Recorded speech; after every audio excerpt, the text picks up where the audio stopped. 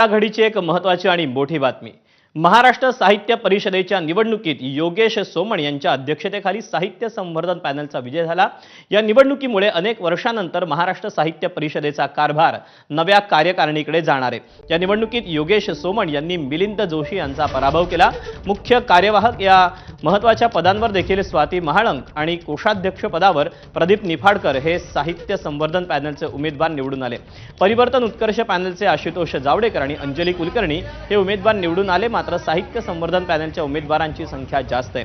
पुढील वर्षी होणारे अखिल भारतीय मराठी साहित्य संमेलन 100वे साहित्य संमेलन ठरणार आहे आणि त्याच्या आयोजनाची जबाबदारी महाराष्ट्र साहित्य परिषदेकडे असणार आहे। अशा वेळी झालेला हा सत्ता बदल महत्त्वाचा ठरणार आहे।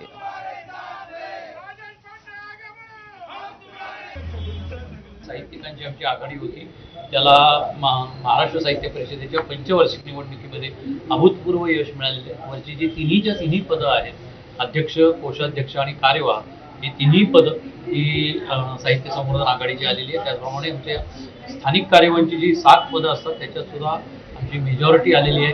या विजयाबद्दल किंवा या विजयाचं श्रेय हे आमच्यासाठी जे ज्ञात अज्ञात हजारो हात हे काम करत होते आणि त्यांना परिवर्तन हवं होतं, खऱ्या अर्थी परिवर्तन, शब्दशः परिवर्तन ज्यांना हवं होतं त्यांनी ते घडवून आणलेले। सो हा विजय त्या सगळ्यांचा आहे आणि त्या सर्वांना मी हा विजय समर्पित करतो। आज जे हे यश मिळालं आहे ते नक्कीच मराठी साहित्याला आणि मराठी भाषेला एक वेगळ्या वळणावर घेऊन जाईल असं मला विश्वास वाटतो। सर्व निवडून आलेल्या उमेदवारांचं खूप मनापासून अभिनंदन करतो आणि या साहित्य परिषदेच्या माध्यमातून येणारं महाराष्ट्र मराठी साहित्य संमेलन असेल, येणारा पुस्तक महोत्सव असेल, हे प्रत्येक गोष्ट महाराष्ट्राच्या कानाकोपऱ्यात पोहोचवू एवढं या निमित्तानं सांगतो। तिथे विदर्भ साहित्य संघाच्या अध्यक्षपदी ज्येष्ठ सामाजिक कार्यकर्ते गिरीश गांधी मोठ्या मतांनी